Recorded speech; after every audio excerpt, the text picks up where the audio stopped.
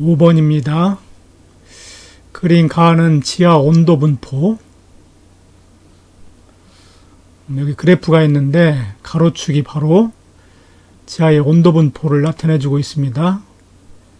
그리고 세로축은 깊이. 그런데 깊이 들어갈수록 지하 온도가 점점 이렇게 증가하는 모습을 볼 수가 있습니다. 그리고 두 번째는 물이 포함하지 않은 맨틀의 융융곡선. 여기 점선으로 표시된 것이 물이 포함되지 않은 맨틀의 융융곡선인데 역시 깊이 들어갈수록 맨틀의 융융곡선도 점점 높아지고 있는데 그 이유는 깊이 들어갈수록 압력이 점점 증가하게 돼가지고 융융온도가 높아지는 것입니다. 그리고 나는 세 개의 주요 판의 경계를 나타내는 것이다. 여기 경계 중에서 A 지점, B 지점, C 지점, D 지점 이렇게 별도 지정이 되어 있습니다. 자, 문제. PQ 과정. 여기서 PQ 과정이라는 것은 지하 온도 분포가 물이 포함하지 않은 맨틀 융융곡선에 도달하는 것인데 P에서 Q로 가는 과정은 깊이가 낮아지기 때문에 상승해가지고 물이 포함하지 않은 맨틀의 융융곡선에 도달하는 것이지요. 지하의 온도가 상승하면서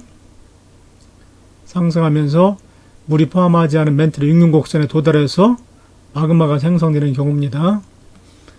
PQ 과정은 맨틀 물질이 상승해가지고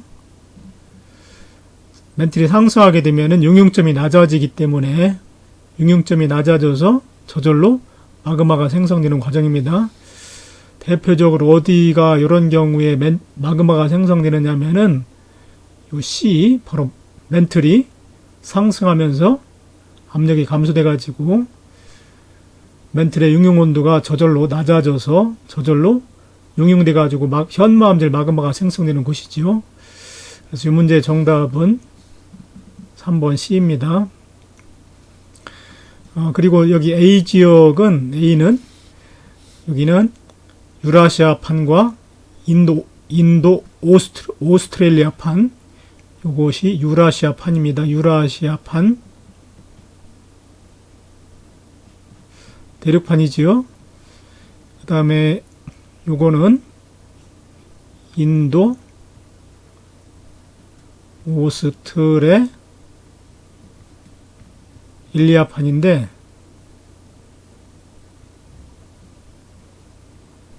역시 대륙판입니다. 그래서 A 부분은 같은 대륙판과 대륙판이 부딪히는 충돌행 경계인데 이곳에서는 맨틀 물질이 상승하지는 않습니다. 상승하지 않기 때문에 밑으로부터 마그마가 올라와 가지고 압력 감소에 의해서 융융되는 그런 마그마는 거의 만들어지지 않고 있습니다. 그래서 이곳에서는 히말라야 산맥이 형성 판과 판이 부딪혀 가지고 높이 솟아올라서 스콕산맥이 된 히말라야 산맥이 분포하지만은 마그마가 분출하는 화성 활동은 거의 일어나고 있지 않지요. 여러분들 히말라야 산맥에서 그 화산 폭발이 일어났다는 소식은 거의 못 들어봤지요. 그런 이유 때문에 그렇습니다.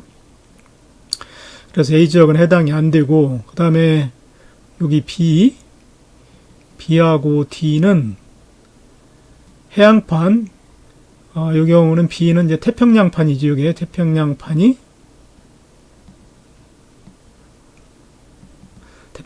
유라시아판 밑으로 파고 들어감으로 인해 가지고 해구가 만들어지는 지역입니다. 해양판이 대륙판 밑으로 섭입해 가지고 그렇게 되면 온도도 높아지고 압력도 높아집니다. 그래서 이때 해양지각과 퇴적물 속에 포함된 광물에 물이 그 속에 들어있는데 이 물이 빠져나오게 됩니다. 압력이 증가해 가지고 빠져나오게 됩니다. 그런데 물은 100도에서 끓기 때문에 이 빠져나온 물이 주변에 있는 연약권을 구성하는 광물의 융융온도를 낮추게 만듭니다. 그 속에서 이제 물이 스며들어 가지고 그 속으로 물이 스며들어 가지고 100도에서 그 속에서 끓기 때문에 연약관을 구성하는 광물의 융융온도를 낮추게 만들어 가지고 마그마를 생성시키는 곳이 바로 요 섭입형 경계입니다. 섭입형 경계. 그래서 여기서는 멘틀이 상승하는 것과는 관계가 없지요. 역시 D도 마찬가지입니다. D도 이게 나즈카판인데 역시 나즈카판이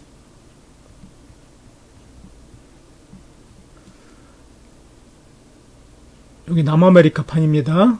나즈카판이 남아메리카판 밑으로 섭입하는 여기도 페루 칠레 해구가 형성되지요. 여기도 섭입형 경계이기 때문에 조금 전에 설명했듯이 이런 과정으로 만들어지는 장소입니다.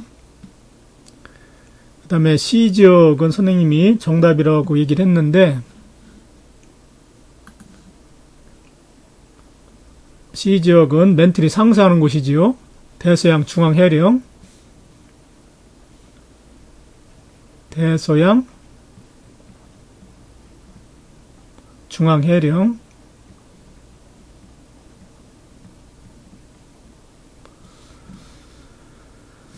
여기서는 그 같은 해양판과 해양판이 멀어지는 발산인 경계인데 그 이유는 이곳에서 바로 멘틀 물질이 올라오는 곳입니다. 멘틀이 올라오게 되면은 조금 전에 멘틀이 이렇게 올라오게 되면은 압력이 감소된다고 그랬지요. 올라옴으로 인해 가지고 압력이 감소돼 가지고 멘틀 자체의 용융 온도가 낮아져서 주로 현마음질 마그마가 생성되는 곳이 바로 C입니다. 이곳에서는 주로 현마음질 마그마가 생성됩니다.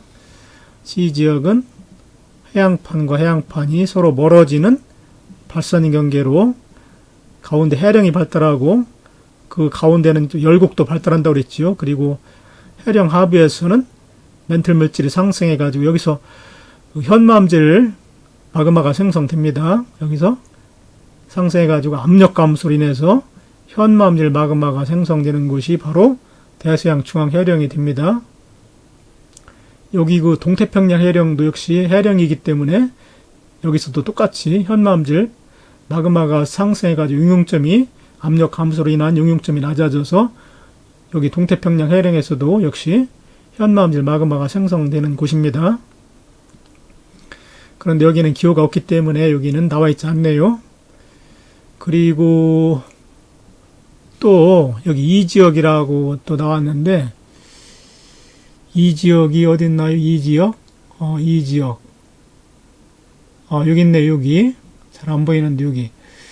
여기는 그 해령과 해령이 이렇게 어긋나가지고 두 판의 이동 속도가 반대가 돼가지고 끊어져서 단층이 만들어진다고 그랬는데, 그 단층이 뭔지 여러분들 아나요? 바로 변환단층이죠, 변환단층. 이 변환단층은 판과 판이 멀어지는 곳일 뿐, 멘틀 물질이 상승하지는 않습니다. 그래서 이 변환단층에서는 지진 중에서 천발 지진만 발생하고 화산활동, 멘틀 물질이 상승하지 않기 때문에 화산활동은 거의 일어나지 않는다고 그랬습니다. 거의 만들어지지 않습니다. 마그마가 거의 만들어지지 않습니다.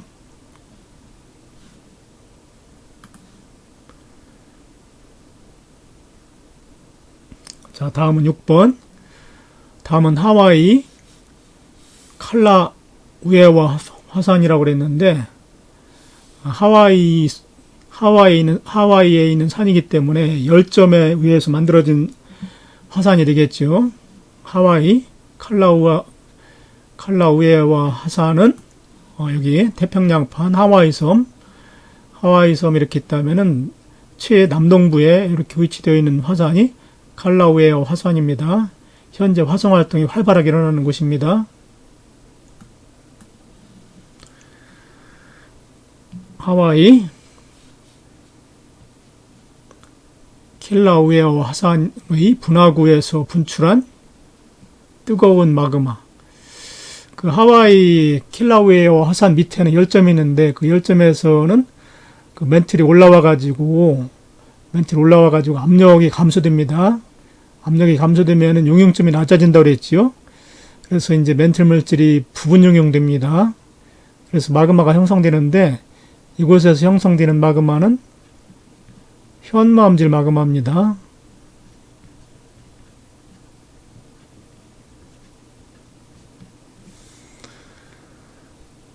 그래서 이 현남질 마그마는 점성, 끈적끈적한 성질이 작다고 그랬죠. 그 이유는 이제 SiO2 함량이 작아서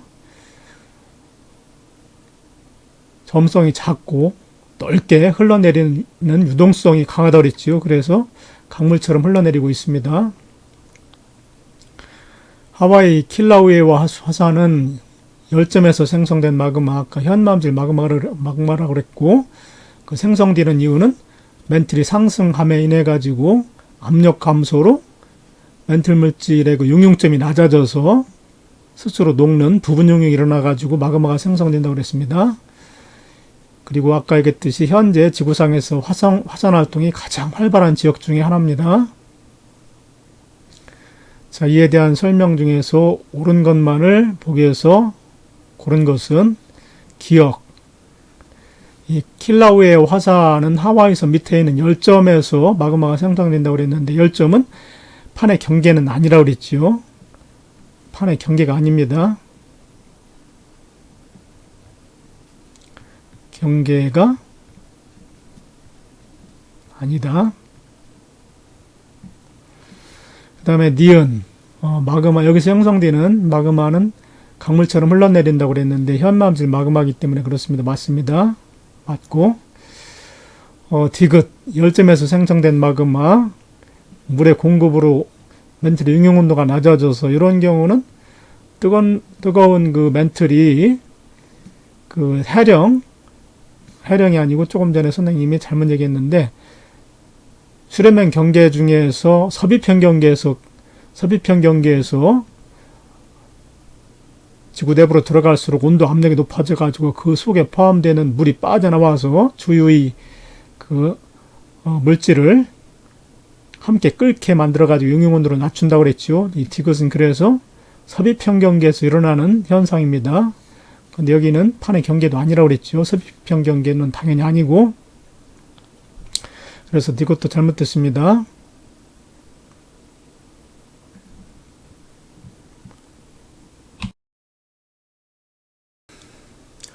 다음은 7번. 그림은 해양판이 섭입하는 판의 경계 부근에서의 마그마 생성에 관한 것이다. 그림에서 보면 해양판이, 왼쪽에 있는 해양판이 오른쪽에 있는 대륙판 밑으로 섭입해 들어가는 그 판의 경계인데, 이곳에서는 멘틀이 이렇게 하강하는 곳입니다. 그래서 해양판이 대륙판 밑으로 이렇게 파고 들어가는 섭입대라고 하지요. 섭입대가 발달합니다. 이 섭입대를 다른 말로 베니어프대라고도 하지요. 베니어프대라고 합니다.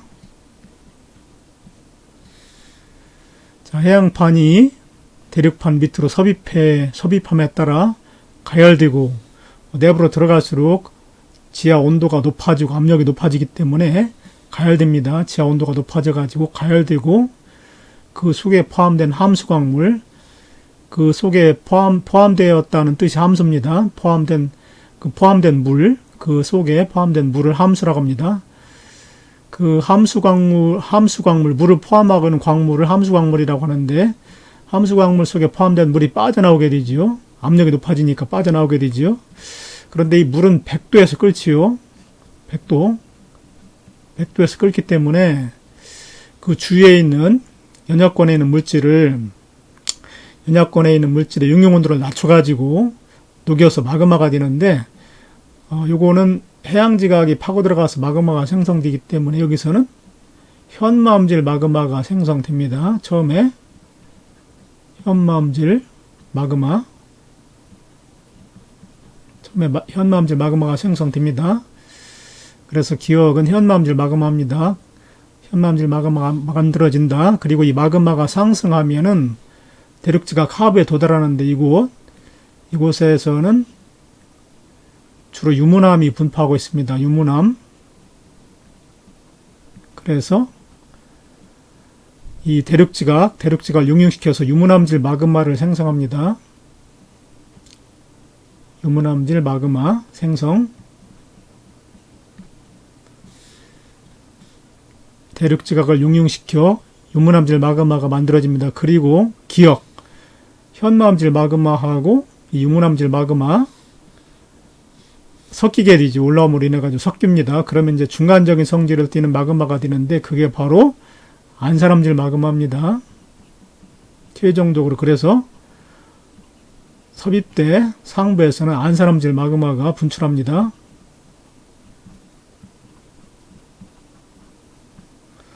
해양판이 섭입하는 판의 경계 부근에서는 주로 안사람질 마그마가 분출합니다.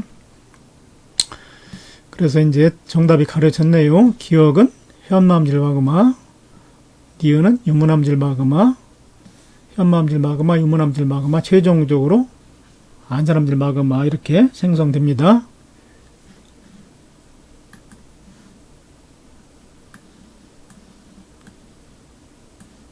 자, 다음에 8번. 그림은 서로 다른 종류의 심성암, 서로 다른 종류의 심성암이라고 그랬는데 공통점이 뭘까요? 다 같이 심성암이기 때문에 조직이 굵게 나타나는데, 알갱이가 굵은 조직이 나타나는데 이런 조직을 모두 다 조립질 조직이라고 합니다. A도 입자 알갱이, 광물 알갱이가 크게 나타나기 때문에 조립질 조직을 보이고 있고, 그 다음에 B는 색깔이 좀 검은데 이렇게 역시 광물 알갱이가 굵은 조립질 조직을 보입니다. 다 같이 마그마가 땅속 깊은 곳에서 서서히 굳어져 가지고 그 속에 있는 광물들이 모두 다 충분히 큰 결정을 만들어서 굳어지기 때문에 모두 조립질 조직을 보입니다. 그리고 여기 노두라고 그랬는데, 노두라는 건 이제 땅속 깊은 곳에 이제 뿌리가 박혀 있고 일부가 지표면 밖으로 노출되는데, 뿌리가 깊은 그 바위 덩어리 일부가 지표면 밖으로 노출된 것을 노두라고 합니다. 땅속에 있는 것은 우리가 볼 수가 없죠. 지표면으로 드러나 있는 그 암석 바위를 보게 되는데 그걸 노두라고 합니다. A, B 중 하나는 포위감이다. B가 A 속에 포함되어 있죠. 그래서 B가 포위감입니다. B가 포위감. 그런데 무엇이 먼저 생성되었을까요? A가 먼저 생성되었을까요? B가 먼저 생성되었을까요? 먼저 생성된 것은 B입니다. 주위에서 이제 B가 먼저 생성되었는데 이것이 마그마 관입에 의해서 이 마그마 A가 굳어지기 전에 뚝 떨어져서 이 속에 포함돼 가지고 그 상태로 굳어진 것입니다. 그래서 A가 굳어지기 전에 이미 만들어진 B가 떨어져서 이 속에 포함된 것입니다. A가 굳어지기 전에 이미 만들어진 B가 떨어져서 함께 굳은 겁니다. B가 먼저 생성된 겁니다. 그래서 생성 시기는 A가 먼저라고 그랬죠. A가 B보다 늦다가 아니라 빠르다.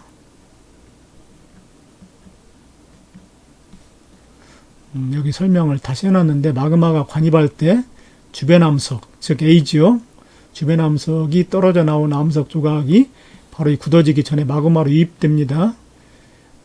그리고 이제 그중 일부는 마그마의 높은 열에 의해서 완전히 녹아 들어가기도 하지만 이와 같이 일부는 화성암에 이렇게 박혀가지고 남기게 되는데 이거를 포위감이라고 합니다. 그 다음에 두 번째 물음, SiO2 함량. SiO2 함량이 많을수록 점성이 크고, 그러니까 끈적끈적하고 또 색깔은 밝습니다. 그런데 A가 더 밝지요. 그래서 A가 B보다 많다. 맞습니다. SiO2 함량이 많을수록 색깔은 밝은 화성암이 됩니다. 이렇게 선생님이 써놨네요. 많을수록 밝은 색을 띱니다. 그리고 조금 전에 이렇게 사진에서 볼 때 광물 알갱이들이 굵게 나타나기 때문에 다 같이 조립질 조직을 보인다고 그랬습니다. 왜냐하면 A, B가 모두 다 심성암, 땅속 깊은 곳에서 마그마가 빨리 굳어지지 않고 서서히 굳어지기 때문에 그 마그마 속에 포함되는 광물들이 천천히 식으면서 큰 결정을 만들어 가지고 이렇게 나타나기 때문에 굵게 나타납니다. 이런 조직을 조립질 조직이라고 합니다. 그래서 기억, 니은, 디귿이 모두 맞습니다. 9번, 다음은 영희가 우리나라 어느 석탑의 건축에 사용된 화성암을 관찰해서 얻은 결과이다. 자, 첫 번째 결정을 관찰했는데 대부분의 광물이 육안으로 식별이 가능할 정도로 굵직굵직하다는 얘기네요. 눈으로 맨눈으로도 볼 수 있을 정도로 알갱이의 굵기가 굵다는 뜻입니다. 식별이 가능하다는 얘기는 광물 알갱이가 굵은 조직, 조립질 조직이라고 그랬지요. 조립질 조직. 조립질 조직을 보이기 위해서는 마그마가 땅속 깊은 곳에서 굳어져야 됩니다. 이런 암석을 심성암이라고 그랬지요. 심성암입니다. 그래서 큰 것은 수 밀리미터고 아주 큰 것은 수십 밀리미터 정도로 아주 굵게 나타나고 있습니다. 그리고 풍화에 의한 훼손도 나타나고 있는데 탑신 일부의 화성암에는 물리적 요인과 생물학적 요인, 그러니까 물리적 요인으로서는 뭐 온도라든가 압력의 변화, 온도라든가 또는 비바람, 비라든가 바람 이런 그 기상학적 요인, 온도 변화, 기상학적 요인 이런 것들에 의해서 이제 풍화가 되는 것을 얘기하고, 생물학적 요인은 이제 주로 그 새와 같은 그 짐승들이 여기다가 실내를 하게 되면은 산성을 띠기 때문에 그거에 의해서 훼손이 일어납니다. 이런 것을 생물학적 훼손이라고 합니다. 그리고 주요 구성 광물은 장석, 석영, 사장석, 각섬석이 나타나는데, 장석, 석영, 사장석은 밝은색 광물입니다. 각섬석은 어둡고, 그런데 밝은색 광물이 많이 차지하고 있기 때문에 전체적으로 밝은색을 띨 겁니다. 그래서 화성암의 분류표를 여러분들이 보면은 색은 밝고, 조직이 그 조립질 조직을 보이는 심성암이기 때문에 화성암의 분류표를 한번 보면은 색이 밝고, 첫 번째 분류 기준 중에 색이 있는데, 색이 밝고,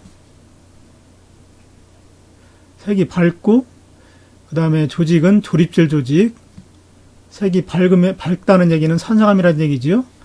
산성암이고, 그 다음에 그 조직을 볼 때 조립질이기 때문에 화강암이 맞습니다. 그리고 그림에서 보다시피 화강암에는 이 밝은색, 석영이라든가 정장석, 사장석이 많고, 어두운색 광물인 그 흑음무라든가 각섬석의 양은 적지요. 그래서 전체적으로 색깔이 밝습니다. 그리고 산성암이기 때문에 SiO2 함량도 많다고 그랬지요. SiO2 함량이 많은 이유는 이런 그 밝은색 광물 속에 SiO2 함량이 많은데, 밝은색 광물을 많이 포함하고 있기 때문에 화학성분 중에서 SiO2 함량도 많고 색깔도 밝은 것입니다. 그러니까 이 탑을 만든 화성암은 화강암이 맞습니다.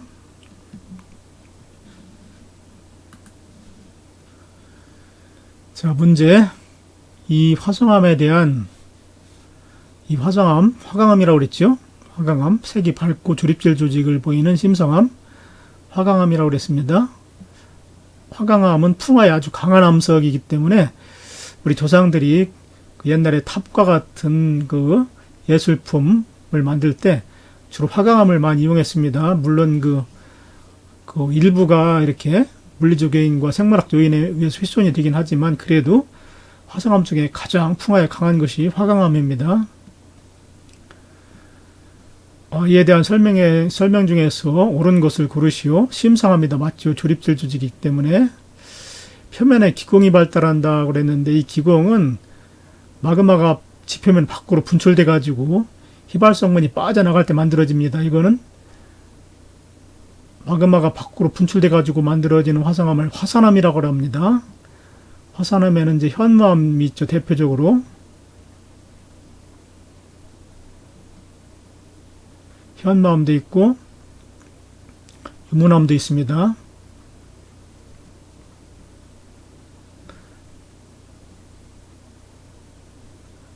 그 다음에 안산암도 있습니다. 이런 것들은 기공이 발달되어 있습니다. 마그마가 밖으로 분출해가지고 그 속에 포함되는 기체성분이 빠져나가면서 표면에 움푹움푹 그 공기구멍을 만드는데, 여러분들 제주도 가서 여러분들 현무암 볼 때 그 구멍, 공기구멍 많이 봤죠? 심성암은 땅속 깊은 곳에서 굳어지기 때문에 기체성분이 빠져나가지 못한 상태로 굳어집니다. 그래서 기공은 발달하지 않습니다. 기억은 맞았고 니은 틀렸습니다. 그리고 이 암석은 화강암이기 때문에 SiO2 함량이 66% 이상입니다. 52%보다 훨씬 많습니다. 66% 이상입니다. 틀렸습니다. 63%라고 되어 있는데 책에 따라서는 66%보다도 많습니다.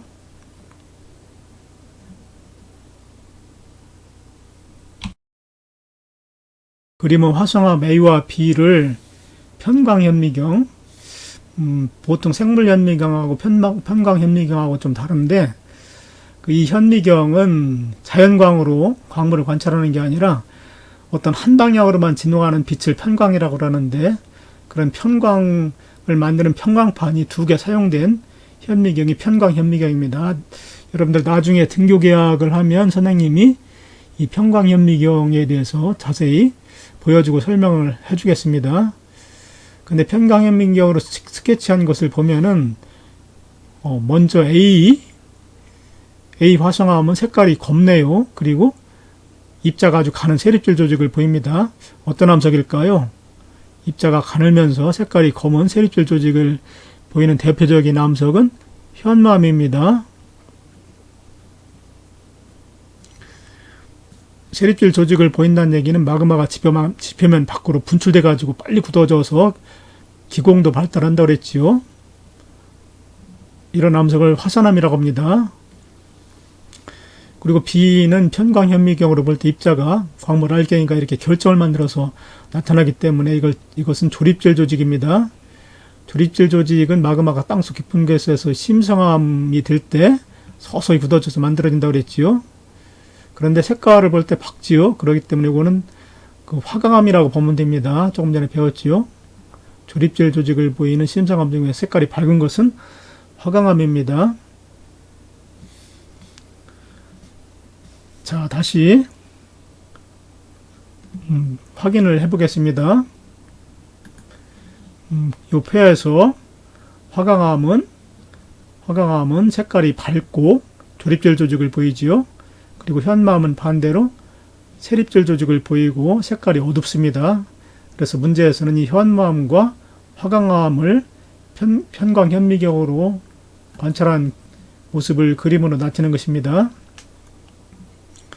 그리고 A는 현무암이기 때문에 SiO2 함량이 적다고 그랬지요. 52% 이하가 됩니다. 그래서 여기 46%라고 써 있습니다. 그리고 B 화강암은 색깔이 밝기 때문에 SiO2 함량이 66% 이상이라고 그랬는데 여기 72%입니다.